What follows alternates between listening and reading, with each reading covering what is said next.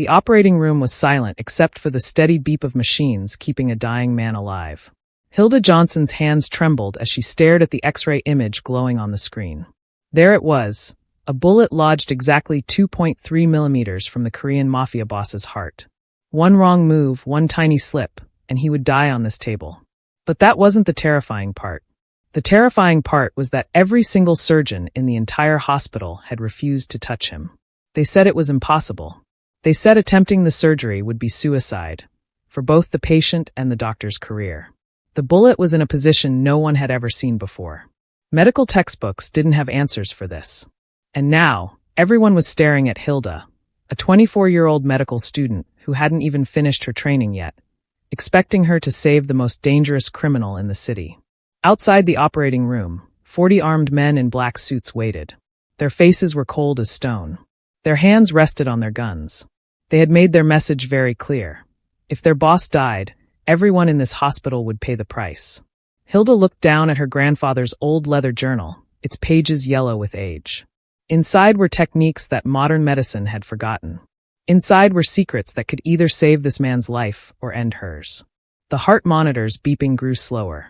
Time was running out. "Miss Johnson," the head nurse whispered, her voice shaking with fear. "You need to decide now. Do you try to save him, or do we all?" She didn't finish the sentence. She didn't need to. Hilda picked up the scalpel. Her hands stopped trembling.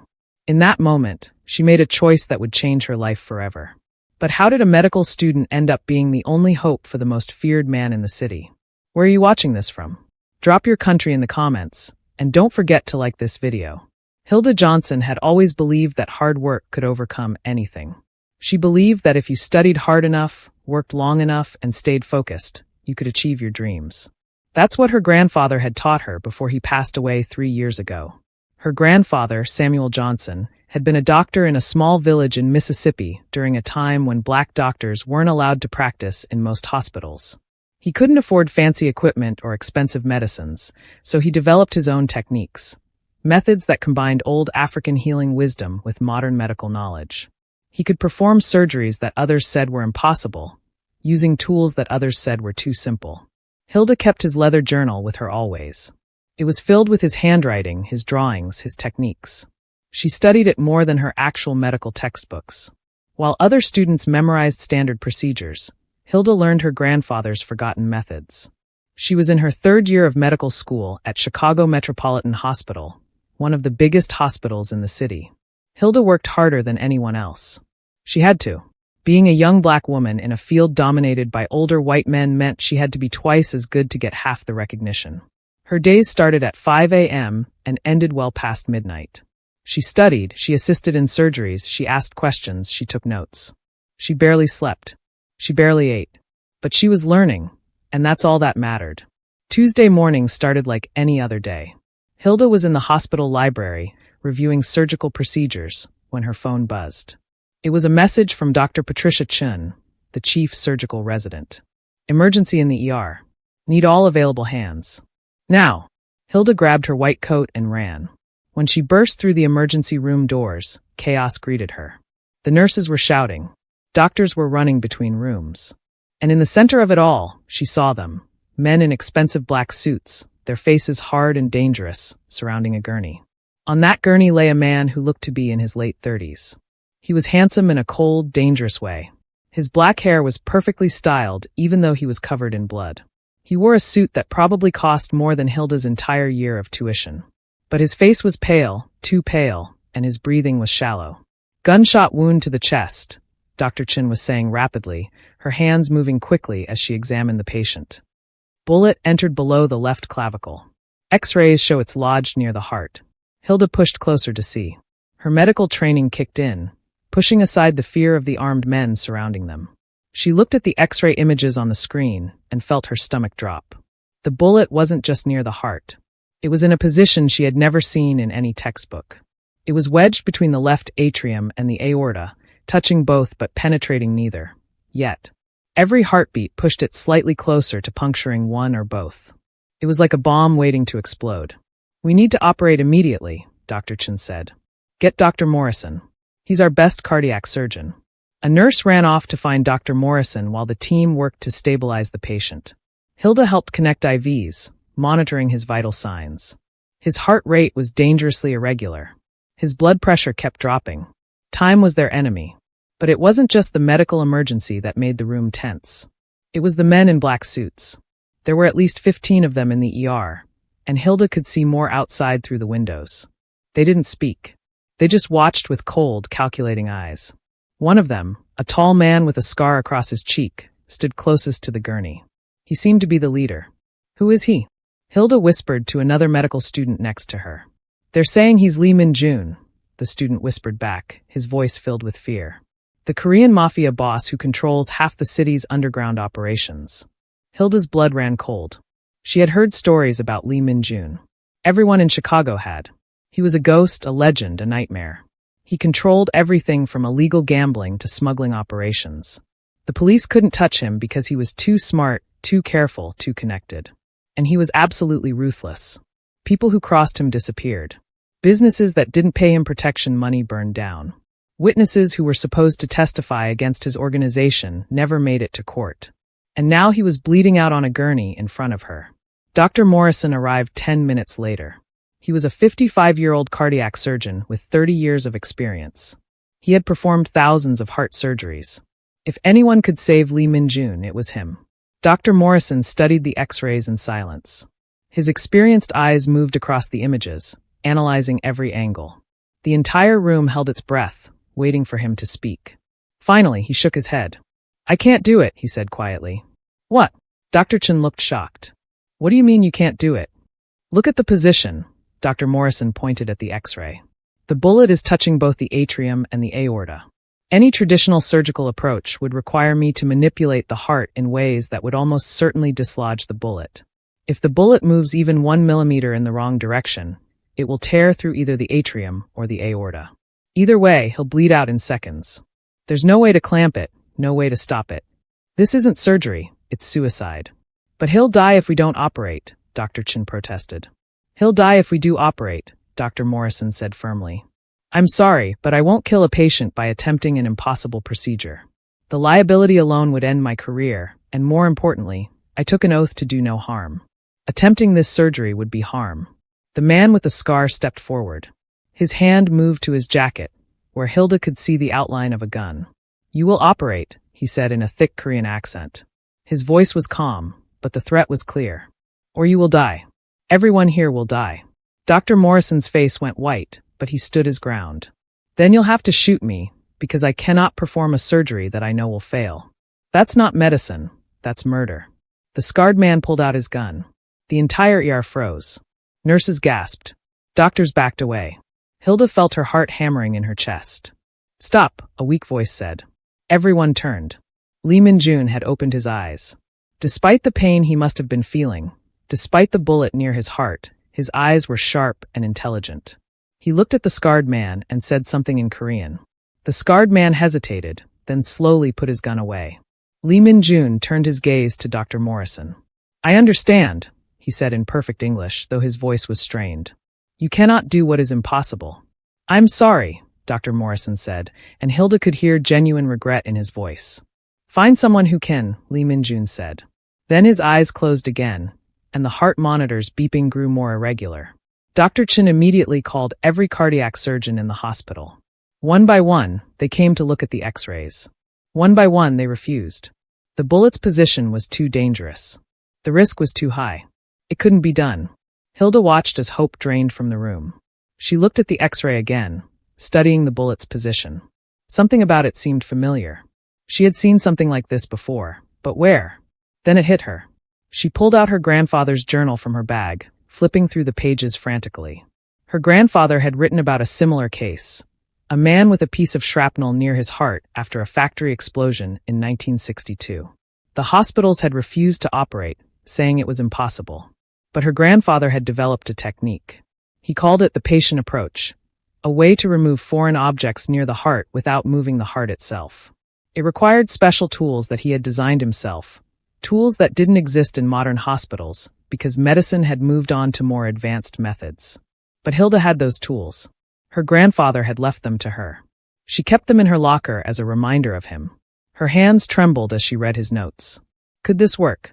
Could a technique from 60 years ago, developed by a rural doctor with limited resources, actually save the life of a mafia boss in a modern hospital? There might be a way, Hilda heard herself saying. The room went silent.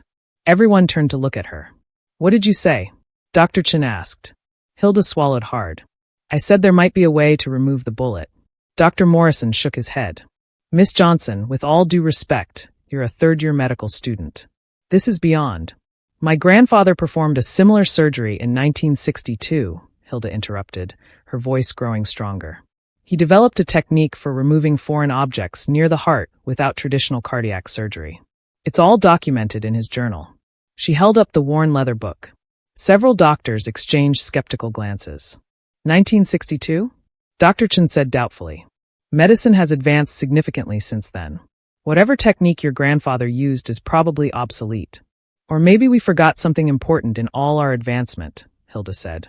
Maybe we got so focused on complex procedures that we forgot simpler solutions. My grandfather's technique is based on precision and patience, not force and speed. He would stabilize the surrounding tissue first, create a pathway for removal that follows the body's natural structure rather than fighting against it, and use tools specifically designed to grip foreign objects without causing additional trauma. The scarred man stepped forward again. She will operate, he announced. Absolutely not, Dr. Morrison said firmly. She's not qualified. She's not even a licensed doctor yet. Then you will assist her, the scarred man said. It wasn't a suggestion. This is insane, another doctor muttered. But Dr. Chen was looking at Hilda thoughtfully. Show me the technique, she said. Explain exactly how it would work. Hilda opened her grandfather's journal to the relevant pages. Her hands were shaking, but her voice was steady as she explained. She showed them his drawings, his step-by-step documentation, his success rates. She explained how the technique worked, why it worked, and why it might be the only option for Li Minjun's specific case. As she talked, she could see Dr. Chen's skepticism slowly turning into interest, and then into cautious hope. It's theoretically sound, Dr. Chen admitted. But Miss Johnson, do you understand what you're suggesting? If this fails, if he dies during this procedure, you could face criminal charges. Your medical career would be over before it even started. And these men, she glanced at the armed guards, they've made it clear what will happen if their boss dies. Hilda looked at Li Minjun's pale face. His breathing was getting weaker. The heart monitor showed his heartbeat becoming more irregular. He had maybe an hour left, probably less. She thought about her grandfather. He had faced impossible situations with limited resources and had found ways to save people when no one else could. He had taught her that medicine wasn't just about following textbooks and procedures. It was about seeing solutions where others saw only problems. I can do this, Hilda said quietly. I can save him. The words hung in the air like a challenge to fate itself. Dr. Chen took a deep breath. This is highly irregular. I'll need to get approval from the hospital director, and we'll need Dr. Morrison to supervise, and you'll need to sign documents taking full responsibility. There's no time for all that, the scarred man interrupted. He operates now, or people start dying. Starting with you. He raised his gun again, pointing it directly at Dr. Chen's head. In that moment, Hilda understood that this wasn't just about medicine anymore. This was about survival for Li Minjun, for the doctors, for everyone in this hospital. The men in black suits didn't care about medical protocols or legal procedures. They cared about results. I'll do it, Hilda said firmly. Get me to an operating room. Get me my grandfather's tools from my locker. And somebody please get Dr. Morrison, because I'm going to need his guidance, even if he won't operate himself. For a moment, nobody moved. Then Dr. Chen nodded. Prep operating room 3, she ordered. Move. The hospital burst into action. Nurses rushed to prepare the operating room. Hilda ran to her locker to get her grandfather's old surgical tools. Instruments that looked primitive compared to modern equipment, but which had been designed specifically for this type of delicate work. As they wheeled Li Minjun toward the operating room, the scarred man grabbed Hilda's arm. His grip was like iron. If he dies, the man said coldly, you die. Everyone you love dies. Do you understand? Hilda looked him in the eye. He won't die, she said with more confidence than she felt. Not today. The scarred man released her arm and stepped back. In operating room 3, Hilda scrubbed in while nurses helped her into surgical gown and gloves. Through the window, she could see 40 armed men lining the hospital corridors. This wasn't just surgery. It was a hostage situation. The entire hospital was holding its breath. Dr. Morrison entered the operating room, though his face showed he thought this was a mistake. "I still think this is madness," he said quietly to Hilda. "But I'll assist you, if only to try to save everyone when this goes wrong." "It won't go wrong," Hilda said, opening her grandfather's journal to the relevant pages. She placed it where she could see it during the surgery. Lee Min-jun was unconscious now, kept alive by machines. Hilda looked at the monitors showing his vital signs. His heart rate was dangerously low. His blood pressure was barely registering. Time was almost up. Hilda picked up her grandfather's first tool, a thin probe designed to stabilize tissue without applying pressure. She had practiced with these tools countless times in her apartment, working on models, studying her grandfather's techniques until she could perform them with her eyes closed. But this wasn't practice. This was real. She made the first incision. And then the real story began. Hilda's hands moved with careful precision as she made the first incision through Lee Min-jun's chest. The scalpel cut through skin and tissue, revealing the layers beneath. Blood welled up immediately, but the suction tube in the nurse's hand cleared it away just as quickly. "Vitals?" Hilda asked, her voice steady despite the fear coursing through her veins. "Heart rate 52 and dropping," the anesthesiologist called out. "Blood pressure 80/50. He's crashing slowly but steadily." "We need to move faster," Dr. Morrison said, his experienced eyes watching every move Hilda made. "At this rate, he'll be dead before you even reach the bullet."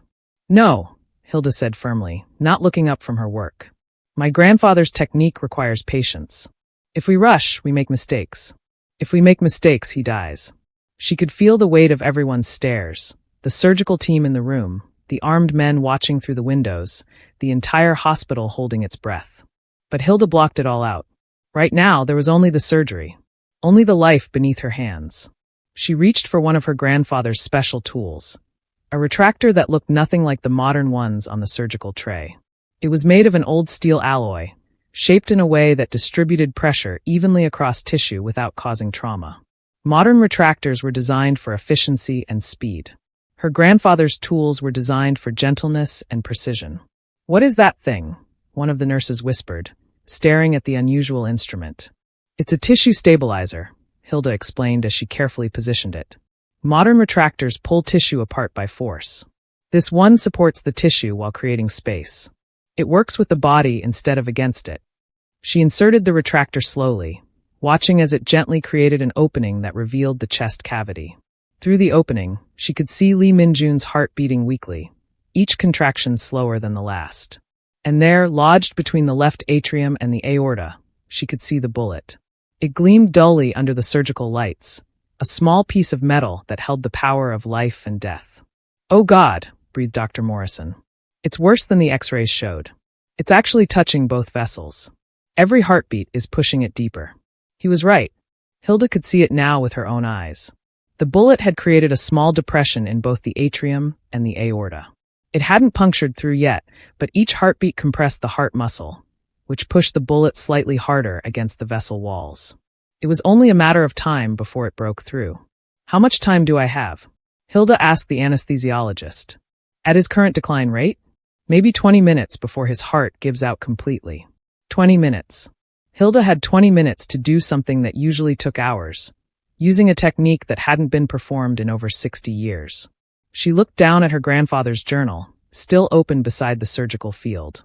His handwriting stared back at her, steady and confident. He had believed in this technique. He had saved lives with it. Now she had to trust in his wisdom. "The key," Hilda said, speaking as much to herself as to the team, "is that we don't try to remove the bullet directly. That would require manipulating the heart, which would dislodge the bullet and cause catastrophic bleeding. Instead, we create a stable pathway around it first." She picked up another of her grandfather's tools. This one looked like a thin, curved needle with a tiny hook at the end. It was designed to place microsutures around foreign objects, creating a supportive net that could guide them out safely. "You're going to suture around a bullet that's touching major blood vessels?" Dr. Morrison asked, his voice filled with disbelief. "That's impossible. The moment you touch that area with a needle, you risk puncturing through." "Not if I follow the natural tissue planes," Hilda said. She was positioning the needle now, her hands remarkably steady. "The body creates layers of tissue, like sheets of paper stacked on top of each other. Between those layers are spaces, potential spaces, we call them in anatomy. They're not really spaces until you create them, but they exist as natural separations between tissue types. She guided the needle along one of these invisible planes, sliding it through tissue that parted like a curtain opening. The needle moved deeper, closer to the bullet, following a path that existed in the body's architecture, but that most modern surgeons had forgotten how to see. My grandfather called this listening to the body, Hilda continued, her voice taking on a teaching quality even in the midst of this life-or-death surgery. Modern surgery is often about imposing our will on the body, cutting through what's in our way, forcing tissues apart. But my grandfather believed the body has its own wisdom. It shows you the path if you're patient enough to look for it. The needle emerged on the other side of the bullet, having traveled through tissue without causing any visible trauma. Hilda carefully tied off a microsuture, creating the first point of stability. "Remarkable," Dr. Morrison whispered, watching closely now with professional fascination overcoming his skepticism. "I've never seen tissue manipulation like that." "Because they don't teach it anymore," Hilda said, already positioning the needle for the second suture. "Modern medicine is amazing, but we lost some valuable techniques when we decided old methods were automatically obsolete." She placed a second suture, then a third, then a fourth. Slowly, she was creating a web of support around the bullet. Each suture was placed with microscopic precision, following those invisible tissue planes that her grandfather had taught her to find. Sweat beaded on her forehead. A nurse dabbed it away. The operating room was silent except for the beeping of monitors and the soft sounds of breathing through surgical masks. "Heart rate now at 48, the anesthesiologist called out. "Blood pressure 75/45. "We're running out of time." "Almost there," Hilda said. She placed 2 more sutures, completing the supportive web. Now came the hardest part, actually moving the bullet. She reached for what looked like the most primitive tool in her grandfather's collection. It was essentially a thin wire loop, delicate as a spider's silk, attached to a handle. Modern surgeons would laugh at such a simple instrument. But Hilda knew its secret. The wire was made of a special alloy that her grandfather had developed himself. It had just enough rigidity to maintain its shape, but enough flexibility to bend around obstacles. And it had microscopic grooves along its surface that created friction, just enough to grip metal without requiring any pressure. "What I'm going to do now," Hilda explained, as much to calm her own nerves as to inform the team, "is slip this wire loop around the bullet. The loop will follow the suture pathways I've created, so it won't disturb any tissue. Once it's in position, I'll slowly tighten the loop. The grooves in the wire will grip the bullet's surface. Then, using the sutures as guides, I'll extract the bullet along the same pathway the loop followed in." "That sounds incredibly delicate," Dr. Morrison observed. "It is," Hilda admitted. "If I move too fast, the bullet could slip and tear through a vessel. If I move too slowly, Lee Min-jun's heart will give out before I finish. I have to move at exactly the right speed, fast enough to save his life, slow enough to prevent catastrophe." She began threading the wire loop into the chest cavity. Her hands moved with a surgeon's precision, but also with something else, something that couldn't be taught in medical school. It was intuition, the kind that came from studying her grandfather's journals for years, from practicing his techniques thousands of times, from believing in wisdom that others had dismissed as outdated. The wire loop disappeared into the surgical field, following the pathway Hilda had created with her sutures. She couldn't see where it was going anymore. She had to work by feel, by sense, by trusting her training. "Heart rate 45, the anesthesiologist said, tension clear in his voice. "Blood pressure 70/40. He's in critical condition." Hilda's concentration was absolute. She could feel the wire loop moving through tissue, could sense when it encountered resistance and when it flowed freely. It was like reading Braille with her fingertips, interpreting information that came through touch rather than sight. Then she felt it. The wire loop had circled the bullet completely. "The loop is in position," she announced. "Beginning extraction now." This was the moment everything could go wrong. If she pulled too hard, the bullet would tear through the blood vessels. If she pulled unevenly, the bullet would tilt and cause the same catastrophic result. She had to pull with perfect, even pressure, at exactly the right angle, moving the bullet along the precise pathway she had created. Hilda began to pull. The bullet moved. Just a fraction of a millimeter, but it moved. Everyone in the operating room held their breath. Hilda pulled again, her movements so small they were almost invisible. The bullet moved another fraction. Then another. It was working. The sutures she had placed were supporting the surrounding tissue, preventing it from collapsing as the bullet moved. The wire loop was gripping the bullet firmly enough to move it, but gently enough not to cause additional trauma. Heart rate 42, the anesthesiologist called out. He's almost gone. Just a little more, Hilda whispered. She was pulling the bullet out along the pathway, millimeter by millimeter. Through her fingers, she could feel the texture of tissue, the resistance of muscle, the delicate give of blood vessels. The bullet was halfway out now. Hilda could see the tip of it emerging from the tissue. Just a little further. Just a little more. And then disaster struck. Lee Min-jun's body suddenly jerked. An involuntary muscle spasm, triggered by his failing heart. The movement was tiny, but in microsurgery, tiny movements were catastrophic. The bullet shifted. No! Dr. Morrison shouted. Hilda saw it happening in slow motion. The bullet tilted in the tissue, its sharp edge pressing against the wall of the aorta. In seconds, it would puncture through. Lee Min-jun would bleed out, and everyone in this hospital would die along with him. But Hilda's hands were already moving. Without thinking, operating purely on instinct and training, she did something her grandfather had written about, but that she had never actually attempted. She released the wire loop's grip on the bullet, and instead used the loop itself to create a barrier between the bullet and the aorta. The wire, flexible and strong, slipped between the bullet's edge and the blood vessel wall. It was less than a millimeter of space, but it was enough. The wire took the pressure of the bullet's sharp edge, protecting the delicate vessel wall. "What are you doing?" Dr. Morrison asked, his voice tight with stress. Hilda walked out of the scrub room and headed toward the ICU.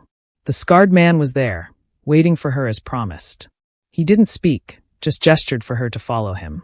As they walked through the hospital corridors, Hilda noticed how everyone moved out of their way. Doctors, nurses, patients. They all seemed to sense the danger radiating from the men in black suits and gave them a wide berth. They reached the ICU. Through the glass window, Hilda could see Lee Min-jun lying in bed, still unconscious but stable. Machines monitored his vital signs, showing steady improvement. Against all odds, he was going to survive.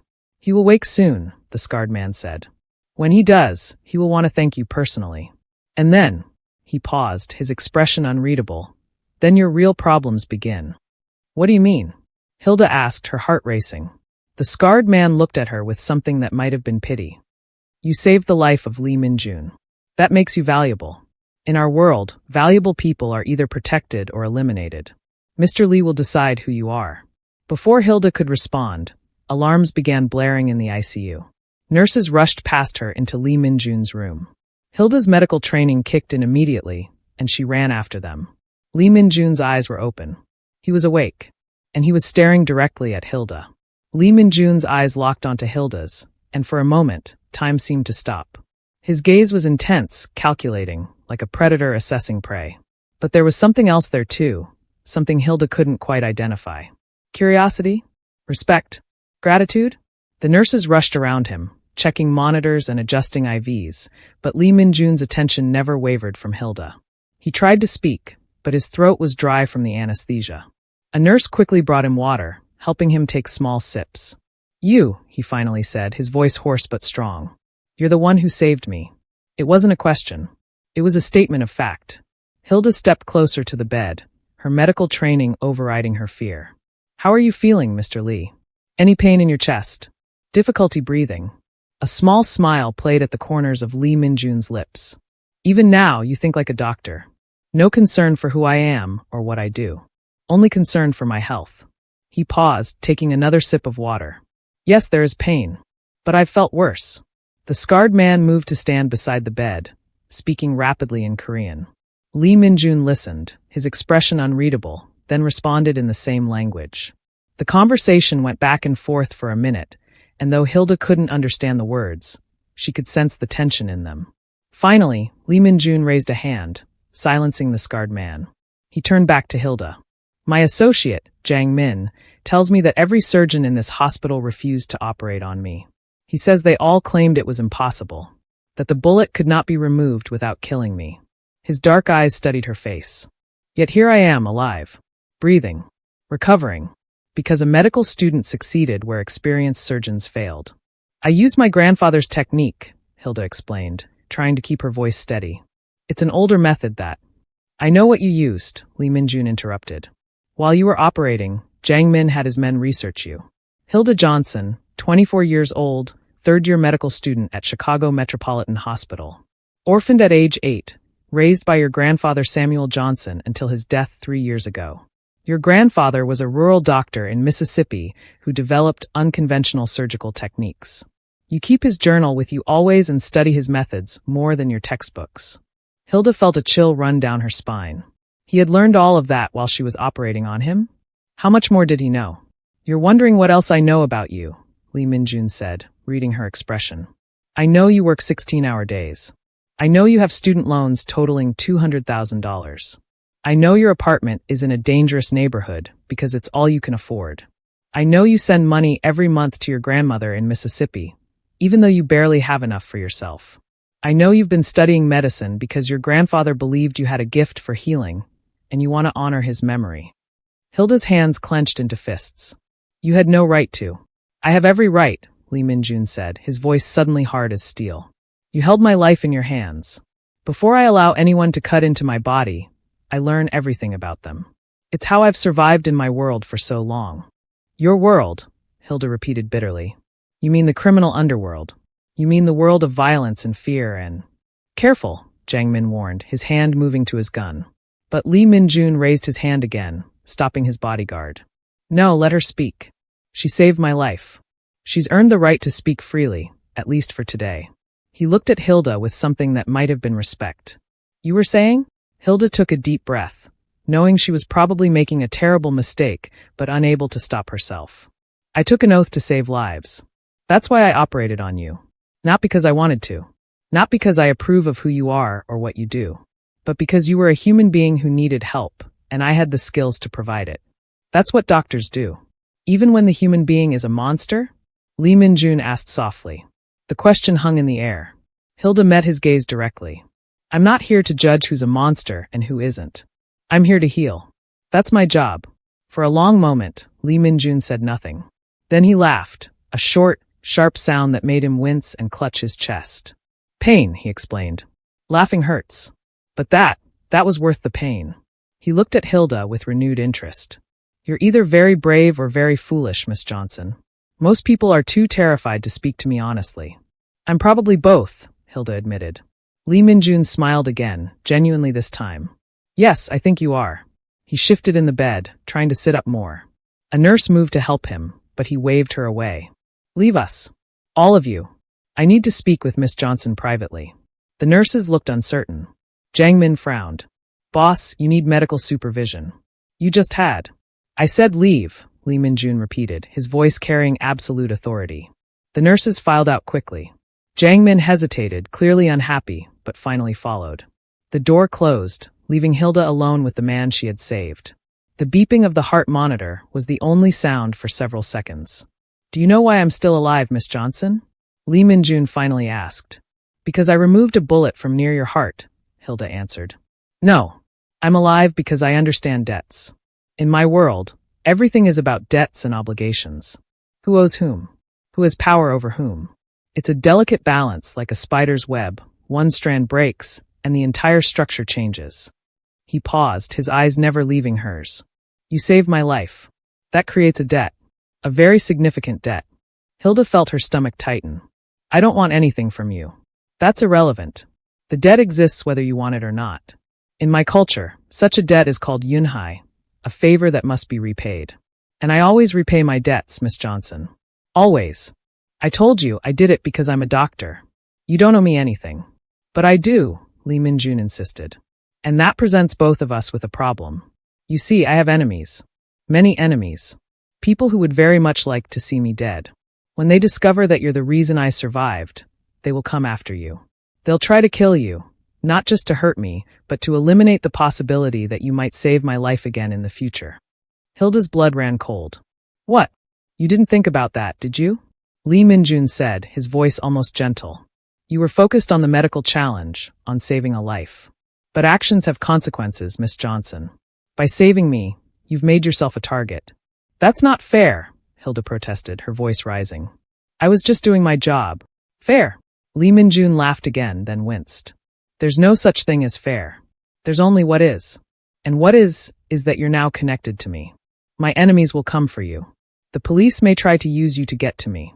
Other criminal organizations will try to turn you into an asset or eliminate you as a threat. Your simple life as a medical student is over. Hilda felt like the walls were closing in. This couldn't be happening. She had just wanted to save a life. Now this man was telling her that her entire world had been turned upside down because of it. Unless, Lee Min-jun continued, you accept my protection. Your protection? Hilda repeated numbly. Yes. I will assign guards to watch over you. You'll be safe from my enemies, from anyone who might try to harm you. In exchange, you'll be available if I ever need medical attention again. You'll use your grandfather's techniques to keep me alive, just as you did today. You want me to become your personal doctor? Hilda asked, horrified. I want to keep you alive, Lee Min-jun corrected. And in doing so, I'll also ensure I have access to the one doctor who can perform surgeries that others consider impossible. It's a practical arrangement that benefits both of us. And if I refuse? Lee Min-jun's expression became cold. Then you're on your own. My enemies will find you eventually. You'll live in constant danger, looking over your shoulder, never knowing when someone might attack. And when they do attack, I won't be there to stop them. Your death will be in your own hands, not mine. Hilda's mind raced, trying to find a way out of this nightmare. This is insane. I can't just. I'm a medical student. I have classes, rotations, and exams. I have a life. You had a life, Lee Min-jun said bluntly. Now you have a choice. Accept my protection and continue your studies under my security, or reject it and likely die within a month. Those are your options, Miss Johnson. I didn't create this situation. You did when you decided to save me. You're blaming me for saving your life? Hilda's voice shook with anger and fear. I'm explaining reality to you. I don't make the rules of my world. I simply understand them better than most. Lee Min-jun leaned back against his pillows, clearly tiring from the conversation. I'll give you 24 hours to decide. Talk to whoever you need to talk to. Think about it carefully. But understand this. Once my enemies know about you, the clock starts ticking. The longer you wait to accept my protection, the more danger you're in.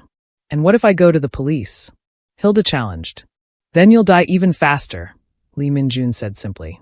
The police can't protect you from the people I'm talking about. They can barely protect themselves. Besides, what would you tell them? That you saved a man's life, and now he wants to protect you? They'd laugh you out of the station. He was right, and Hilda knew it. Who would believe this story? Who would take her seriously? 24 hours, Lee Min-jun repeated. Jang Min will give you a phone number. When you've made your decision, call it. If you accept my protection, we'll make arrangements immediately. If you refuse, he shrugged. Then I wish you luck. You'll need it. As if on cue, the door opened and Jang Min entered. He must have been listening from outside. He approached Hilda and handed her a business card. It was plain white with nothing but a phone number printed on it. Call within 24 hours, Jang Min said in his heavily accented English. After that, the offer expires. Hilda took the card with trembling fingers. She wanted to throw it back in their faces, to tell them both to go to hell, to walk out of this room and never look back. But fear held her tongue. Fear and the terrible knowledge that Lee Min-jun was probably right about the danger she was now in. I need to check your vitals, Hilda said, forcing herself back into doctor mode. It was easier to focus on medicine than on the impossible choice she was being forced to make. Your recovery is still critical, and… Miss Johnson, Lee Min-jun interrupted gently. You can hide behind medicine all you want, but you can't hide from this decision. Go home. Think. Talk to people you trust. But don't take too long. Time is not your friend anymore. Hilda nodded numbly and turned to leave. As she reached the door, Lee Min-jun spoke again. Miss Johnson? Thank you. For my life. Whatever you decide, know that I am truly grateful. Not many people would have tried to save me. Fewer still would have succeeded. Hilda didn't respond. She couldn't. She just walked out of the room, past Jang Min and the other guards, through the hospital corridors that suddenly felt like a maze. She walked until she found an empty stairwell, and then she finally let herself break down. She sank onto the stairs and put her head in her hands. This morning, her biggest worry had been an upcoming exam on cardiovascular diseases. Now she was being hunted by criminals, forced to choose between becoming a mafia boss's personal doctor or facing almost certain death. Her phone rang. It was Dr. Chen. "Hilda, we need to talk. Can you come to my office?" "I'm on my way," Hilda said, wiping her eyes and trying to pull herself together. Dr. Chen's office was small but comfortable, filled with medical texts and family photos. The older woman looked at Hilda with concern as she entered and closed the door behind her. "Sit down," Dr. Chen said gently. "I know you've been talking to Lee Minjun. What did he say?" Hilda explained everything. The debt, the danger, the impossible choice she was being forced to make. Dr. Chen listened without interrupting, her expression growing more troubled with each word. "I was afraid of something like this," Dr. Chen said when Hilda finished. "Hilda, I need you to understand something. Lee Minjun is extremely dangerous. The things he's done, the people he's hurt, if you accept his protection, you're not just becoming his doctor. You're becoming part of his world. That world will change you in ways you can't imagine." "But if I refuse, I'll die," Hilda said miserably. "Maybe not. We could arrange for you to leave the city. Change your name. Start over somewhere else. Run away? Leave medical school? Abandon everything I've worked for." Hilda shook her head. "Dr. Chen, I've spent my entire life trying to become a doctor. I can't just throw that away." "Your life is more important than your career," Dr. Chen said firmly. "But is it more important than my calling?" Hilda countered. "My grandfather spent his life healing people, even when society told him he shouldn't, even when he had to develop his own techniques, because no one would teach him properly. I saved Lee Minjun's life today using those techniques. Doesn't that prove that his legacy has value? That I can make a difference? Making a difference isn't worth dying for. My grandfather thought it was. He risked everything to help people who needed him. How am I different?" Dr. Chen was quiet for a long moment. "You're not different," she finally said. "You're exactly like him. That's what worries me." There was a knock on the door. Dr. Morrison entered without waiting for permission, his face grim. "We have a problem," he announced. "The hospital board has called an emergency meeting. They want to discuss what happened in the operating room today. Hilda, they're talking about filing charges against you for performing an unauthorized surgery. They're saying you endangered Lee Minjun's life by attempting a procedure you weren't qualified for." "What?" Hilda stood up, shock replacing her other emotions. "I saved his life. They're saying you got lucky," Dr. Morrison said angrily. "They're calling it reckless endangerment. The board is scared, Hilda. Having armed criminals in the hospital, the threat of violence, the media attention this is going to bring, they want someone to blame, and you're the easiest target." "This is outrageous," Dr. Chen said. "Hilda performed a miracle today. She should be celebrated, not prosecuted." "I agree," Dr. Morrison said. "But the board doesn't see it that way. They see liability and risk and bad publicity." He looked at Hilda sympathetically. "I'm sorry, Hilda. I'll fight for you in the meeting, but I want you to know what's coming." Hilda sank back into her chair, overwhelmed. It wasn't enough that she had to worry about criminal organizations trying to kill her. Now her own hospital was turning against her? "When is this meeting?"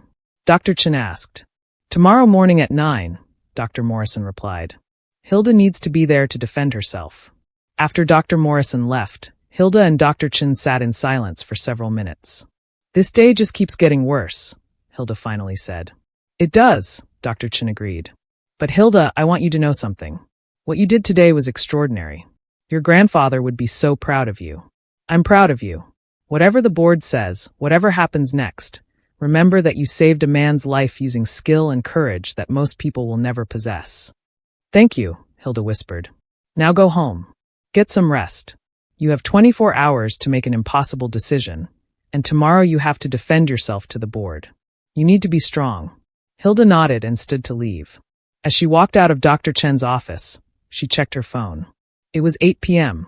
She had been at the hospital for 15 hours. It felt like 15 years. The hospital corridors were quieter now. The evening shift settled into routine. Hilda walked through them in a daze, her mind spinning with everything that had happened.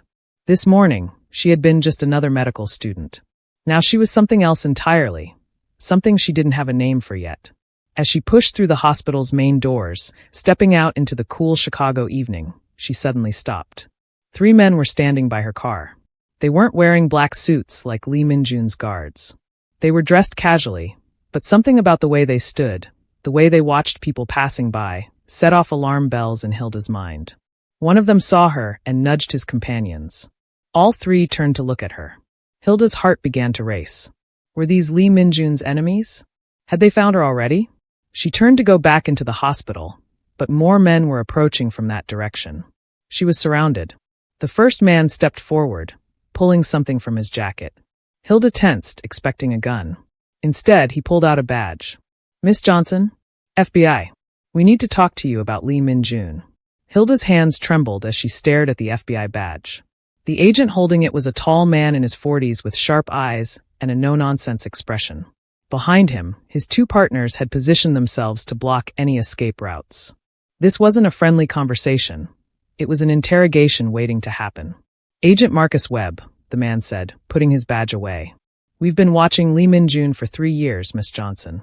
Today, you saved the life of one of the most dangerous criminals in this country. We need to understand why." "I'm a doctor," Hilda said, trying to keep her voice steady. "Well, almost a doctor. I save lives.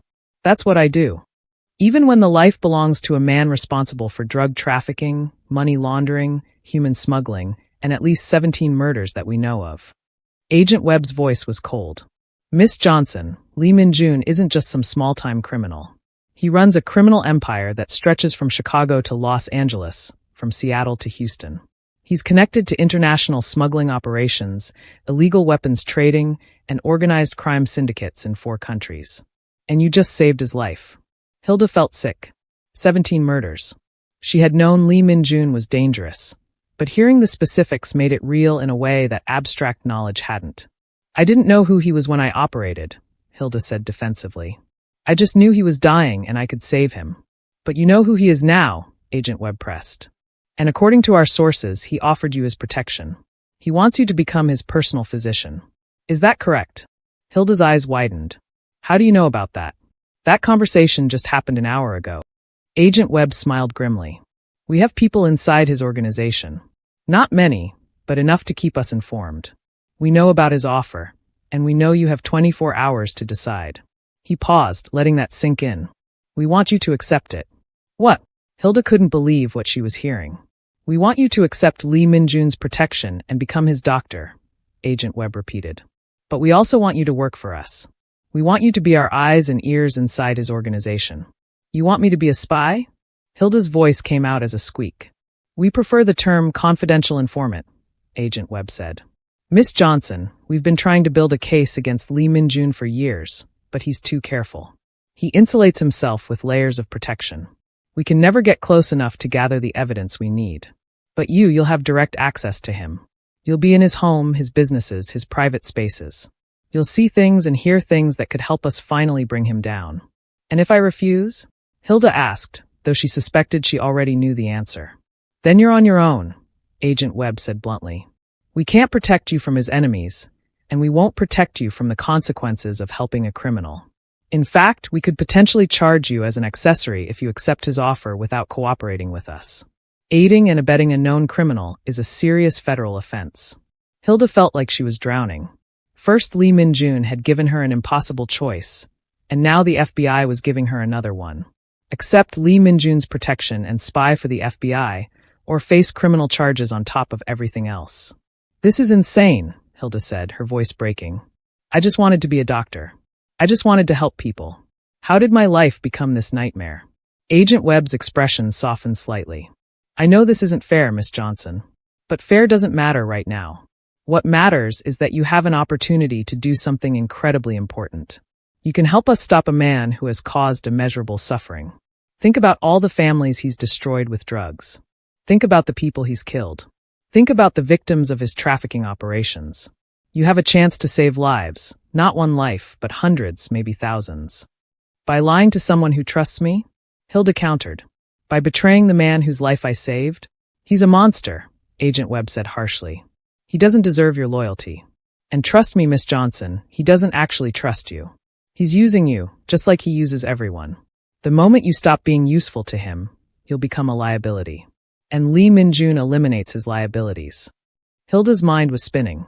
She looked at the business card in her hand, the one Jiang Min had given her with the phone number. Then she looked at Agent Webb and his partners, their faces stern and expectant. "I need time to think," Hilda said desperately. "You have until morning," Agent Webb said. The hospital board meeting is at 9 a.m. We'll be waiting for your answer before then. If you agree to cooperate, we'll make sure those charges disappear. If you don't, he let the threat hang in the air. He handed her his own business card. Call me when you've decided. And Miss Johnson, don't tell anyone about this conversation. Not your friends, not your colleagues, not even your family. If Lee Min-jun finds out the FBI approached you, you'll be dead before sunrise. The agents walked away, leaving Hilda standing alone in the hospital parking lot. She looked down at the 2 business cards in her hands, one from a mafia boss, one from the FBI.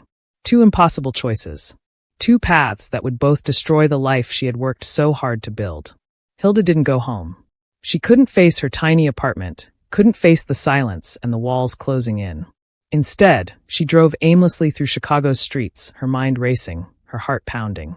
At midnight, she found herself parked outside a small church in her old neighborhood. It was the same church where her grandfather's funeral had been held 3 years ago. She hadn't been back since. The church was dark and locked, but Hilda sat on the steps outside, pulling her jacket tight against the cold November wind. She took out her grandfather's journal, the leather worn smooth from years of use, and opened it to a random page. Her grandfather's handwriting stared back at her, neat and precise. November 12th, 1967. Today I faced an impossible choice. A man came to my clinic, a terrible man, everyone said. He had hurt people, stolen from the community, and caused so much pain. He was bleeding from a knife wound, and he begged me to help him. The other doctors in town had refused. They said he deserved to die for his crimes. I thought about refusing too. Why should I save a bad man? Why should I waste my skills on someone who would only continue to hurt people? But then I remembered why I became a doctor. Not to judge. Not to decide who deserves life and who deserves death. But to heal. To preserve life wherever I find it, because life itself is sacred. I treated his wounds. He survived. And you know what happened? 3 weeks later, that same man saved a child from drowning in the river. The child's mother came to thank me, saying that if I hadn't saved that man's life, her son would be dead. I learned something that day. We don't know the full consequences of our actions. We don't know who will be saved by the lives we preserve, what good might come from our choices. All we can do is follow our calling and trust that healing is always the right path, even when it's the hard path. Hilda's eyes filled with tears. Her grandfather had faced a similar choice, and he had chosen to heal. Not because the patient deserved it, but because healing was his calling. But her grandfather hadn't been asked to spy on his patient. He hadn't been forced to choose between betraying a criminal and being charged as an accomplice himself. What would you do, Grandpa? Hilda whispered into the cold night. What would you tell me to do? The wind blew through the empty street, carrying leaves and papers in its wake. Hilda sat there for hours, reading through her grandfather's journal, looking for answers in his words and wisdom. As dawn began to break over Chicago, painting the sky in shades of pink and gold, Hilda finally made her decision. At 8:45 a.m., Hilda walked into Chicago Metropolitan Hospital wearing her best professional clothes. A simple black suit that she had bought for interviews and important presentations. She looked tired, with dark circles under her eyes from lack of sleep, but her expression was determined. Dr. Chen met her in the hallway. Hilda, I was worried about you. Where have you been? I tried calling you last night. I'm sorry, Hilda said. I needed time to think. Is the board ready? They're waiting in the conference room. Hilda, I need to warn you, they're not in a good mood. The hospital has been dealing with reporters all morning asking about the surgery. Lee Min-jun's guards are still in the ICU. The whole situation has become a public relations nightmare. I understand, Hilda said quietly. Also, Dr. Chen hesitated. There's something else. 2 FBI agents are here. They asked to observe the meeting. I don't know what that's about, but... I know, Hilda interrupted. They talked to me last night. Dr. Chen's eyes widened. The FBI? Hilda, what's going on? I can't explain right now, Hilda said. But after this meeting, I promise I'll tell you everything. They walked to the conference room together. Inside, 12 board members sat around a large table, their faces serious and disapproving. Dr. Morrison was there too, sitting off to the side. And in the back corner, Hilda saw Agent Webb and another FBI agent, watching everything with careful eyes. The board chairman, Dr. Robert Harrison, gestured for Hilda to sit. Miss Johnson, thank you for coming. I'll get straight to the point. Yesterday, you performed an unauthorized surgical procedure on a patient without proper supervision or clearance. You're a medical student, not a licensed physician. Your actions put both the patient and this hospital at significant risk. I saved his life, Hilda said firmly. You got lucky, Dr. Harrison countered. The procedure you attempted had no basis in modern medical practice. You used outdated techniques and primitive tools. If the patient had died. But he didn't die, Dr. Morrison interrupted, standing up. With all due respect, Dr. Harrison, what Miss Johnson did yesterday was nothing short of miraculous. Every cardiac surgeon in this hospital said the surgery was impossible. She proved us all wrong using techniques that we had dismissed as obsolete. Perhaps instead of condemning her, we should be learning from her. Dr. Morrison, I understand your support for Miss Johnson, but the facts remain. The facts are that a man is alive who should be dead, Dr. Morrison said passionately. The facts are that Miss Johnson showed more skill and courage in that operating room than I've seen from surgeons with 30 years of experience. The facts are that she followed her training, trusted her knowledge, and saved a life. Isn't that what we're supposed to do? The patient is Lee Min-jun, Dr. Harrison said coldly. A known criminal. A dangerous man. By saving his life, Miss Johnson has done her job as a medical professional, Dr. Chin interjected, standing as well. Dr. Harrison, we took an oath. We don't get to choose which lives are worth saving based on a patient's background. Hilda Johnson did exactly what any ethical doctor should do. She saved a life that was in her power to save. The board members murmured among themselves. Dr. Harrison looked frustrated, but before he could respond, Agent Webb stood up. If I may, the FBI agent said, his voice cutting through the discussion. I'm Agent Marcus Webb with the FBI. I'd like to add some perspective to this conversation. Agent Webb, this is a private hospital matter, Dr. Harrison began. This stopped being a private matter when organized crime became involved, Agent Webb interrupted. The FBI has been investigating Lee Min-jun for years. Miss Johnson's surgery yesterday has created a unique situation, one that could actually help us bring down one of the country's most dangerous criminal organizations. Hilda's heart began to race. What was Agent Webb doing? What do you mean? Dr. Harrison asked suspiciously. I mean that Miss Johnson has been offered a position as Lee Min-jun's personal physician, Agent Webb explained. If she accepts, she'll have unprecedented access to his organization.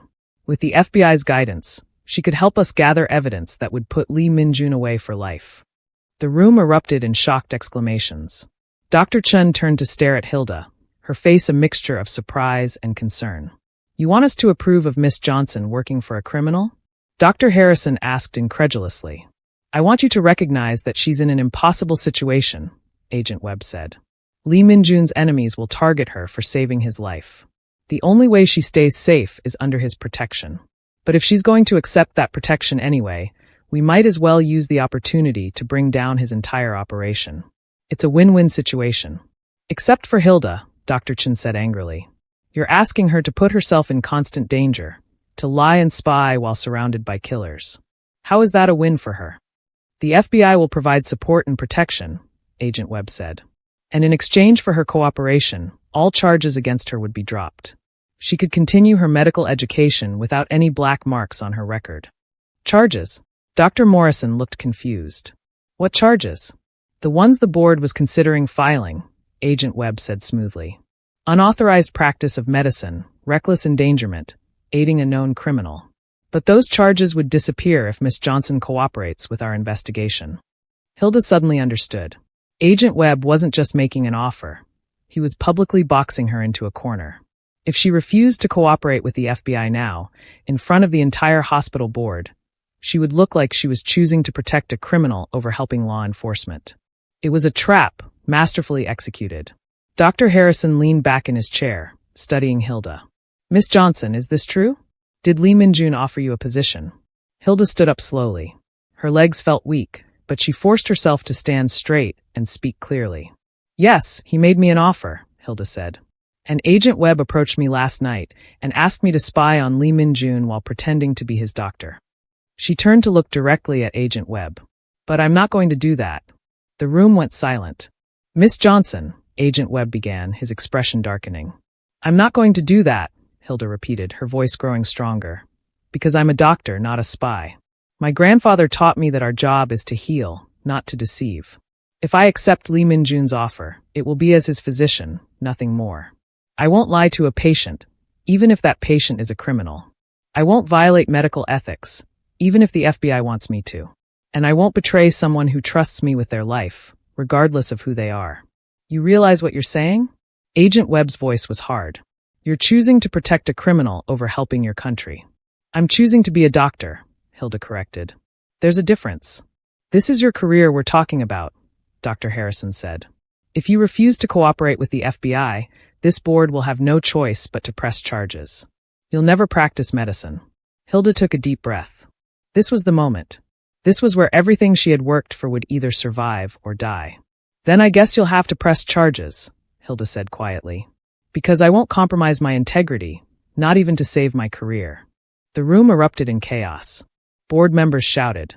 Agent Webb stood up angrily. Dr. Chen and Dr. Morrison rushed to Hilda's defense. But Hilda barely heard any of it. She had made her choice, and surprisingly, she felt at peace. Her grandfather had taught her to follow her calling, even when it was hard, even when it cost her everything. She had saved Lee Min-jun's life because that's what doctors do.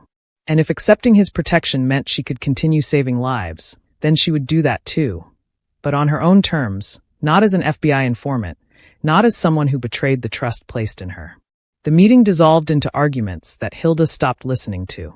She quietly gathered her things and walked out of the conference room. Dr. Chen followed her into the hallway. Hilda, what are you doing? Dr. Chen asked, her voice filled with worry. You just destroyed your entire future. Maybe, Hilda admitted. Or maybe I just saved it.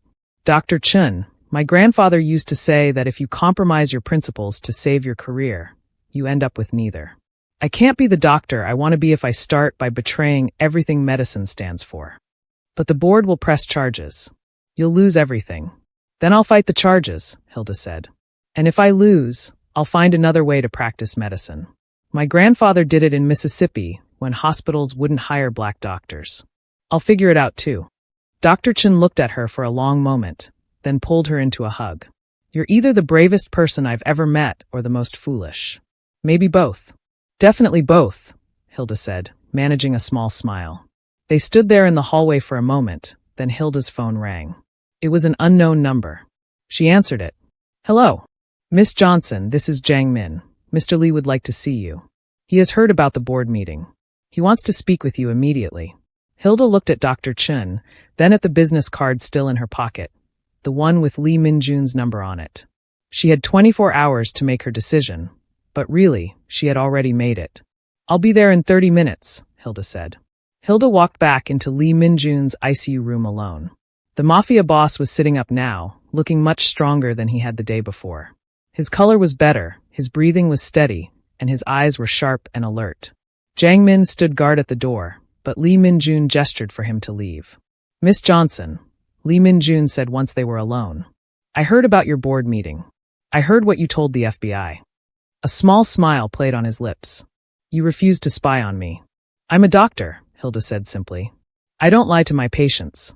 Even when that patient is a criminal? Lee Min-jun asked.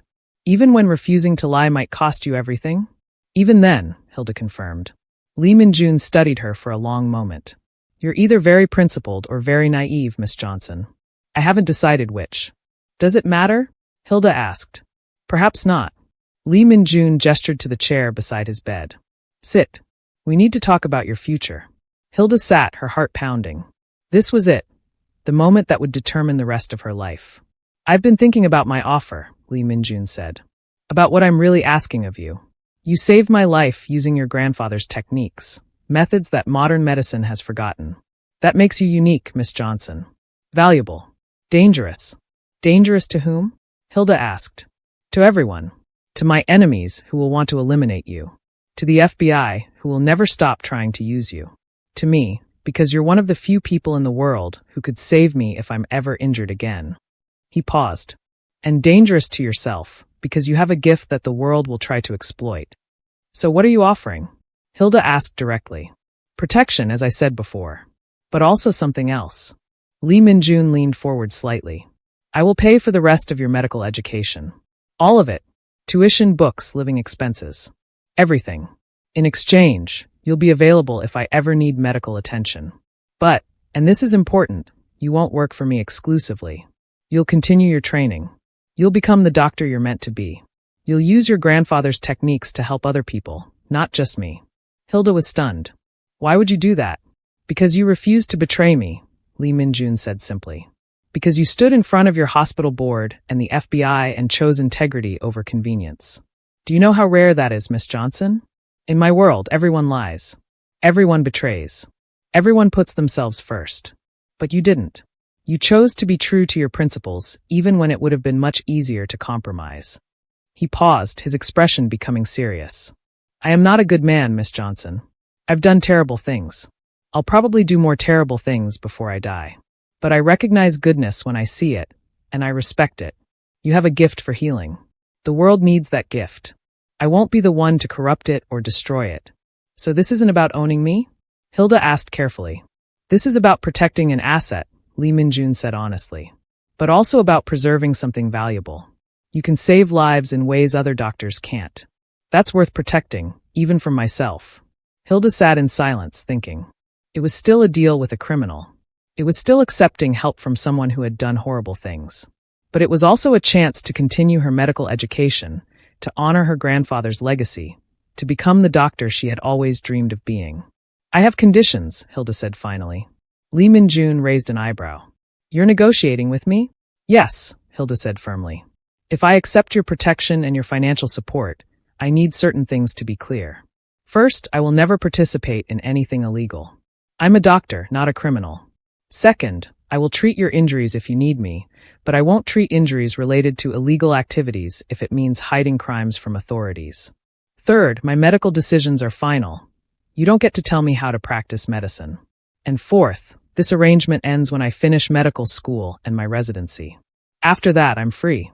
Lee Min-jun laughed, then winced and clutched his chest. It still hurts to laugh, he explained. Then he looked at Hilda with genuine amusement. Miss Johnson, I just offered to pay for your entire medical education, and you're making demands? You have courage, I'll give you that. Do you accept my conditions or not? Hilda asked. I accept, Lee Min-jun said, extending his hand. But I'm adding one condition of my own. When you're finished with your training, when you're a fully licensed doctor, I want you to consider opening a clinic in a poor neighborhood. Somewhere people can't afford good medical care. I'll fund it. You'll run it. You'll use your grandfather's techniques to help people who need them most. Hilda stared at him in surprise. Why? Because I'm a criminal, Miss Johnson, but I'm not without conscience. I've taken a lot from the world. Maybe it's time I gave something back. He kept his hand extended. Do we have a deal? Hilda looked at his hand. Taking it meant accepting protection from a mafia boss. It meant her life would never be simple again. It meant walking a dangerous line between medicine and crime, between healing and compromise. But it also meant she could continue her education. It meant she could honor her grandfather's legacy. It meant she could eventually open a clinic and help people who needed her most. She thought about her grandfather's words in his journal. We don't know the full consequences of our actions. All we can do is follow our calling and trust that healing is always the right path. Hilda took Lee Min-jun's hand and shook it firmly. We have a deal, she said. Hilda stood in front of a classroom full of medical students, holding her grandfather's journal in her hands. She was giving a guest lecture on alternative surgical techniques, a talk that Dr. Morrison had arranged after the board finally dropped all charges against her. The story of how a medical student had saved a mafia boss's life using forgotten techniques had spread through the medical community. Some doctors called her reckless. Others called her brilliant. But everyone wanted to learn about her grandfather's methods.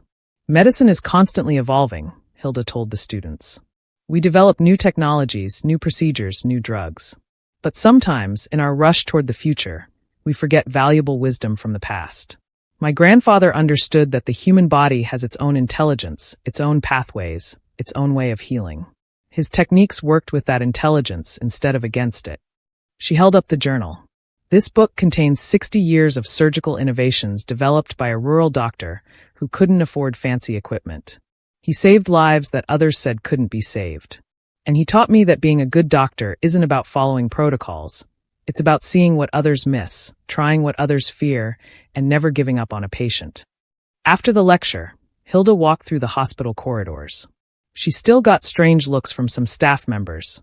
Everyone knew about her arrangement with Lee Min-jun. But she had proven herself over the past 6 months. Her grades were excellent. Her surgical skills were improving. And she had successfully treated 3 more impossible cases using her grandfather's techniques. Lee Min-jun had kept his word. Her tuition was paid. Her apartment had been upgraded to a safer building. And true to his promise, he didn't interfere with her medical training. She had only needed to treat him twice, once for a minor infection, once for a broken rib. Both times, she had treated him the same way she would treat any patient, with no questions asked about how the injuries occurred. Jang Min still followed her everywhere, a silent shadow keeping her safe from Lee Min-jun's enemies. Hilda had gotten used to his presence, though it still felt strange having a bodyguard. As she walked past the ER, she saw a commotion. Nurses were wheeling in a patient, a young woman who had been shot. The attending physician was calling for a cardiac surgeon. Hilda looked at the X-rays on the screen, and her breath caught. The bullet was lodged in almost the exact same position as Lee Min-jun's had been, between the left atrium and the aorta. "I can't do this," the cardiac surgeon was saying. "It's too dangerous. The position is impossible." Hilda stepped forward. "Excuse me, Dr. Williams? I can help." The surgeon turned to her, recognition dawning in his eyes. "Miss Johnson, the student who saved Lee Min-jun." "Yes, sir," Hilda said. "I've performed this surgery before. With your supervision, I can save her." Dr. Williams looked at the X-rays, then at Hilda, then at the dying woman. He made his decision quickly.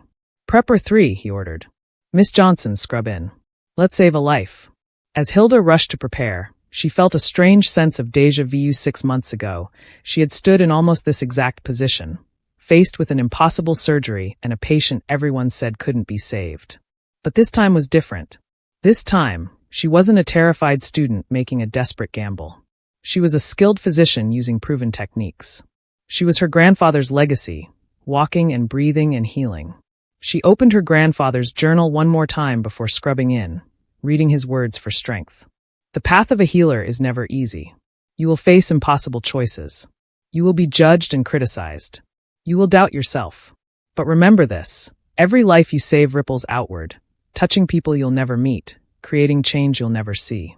Trust in your calling. Trust in your training. And never, ever give up on a patient. Hilda closed the journal and walked into the operating room. She had made her choice 6 months ago. To be a doctor above all else, to heal without judgment, to preserve life wherever she found it. That choice had cost her some things and gained her others. Her life was complicated now, tangled up with criminals and FBI agents in danger. But she was still a doctor. She was still her grandfather's granddaughter. And she was still saving lives that others said couldn't be saved. As she made the first incision, Hilda smiled behind her surgical mask. This was who she was meant to be. This was her calling. And she wouldn't change it for anything in the world. Thank you for following Hilda's incredible journey.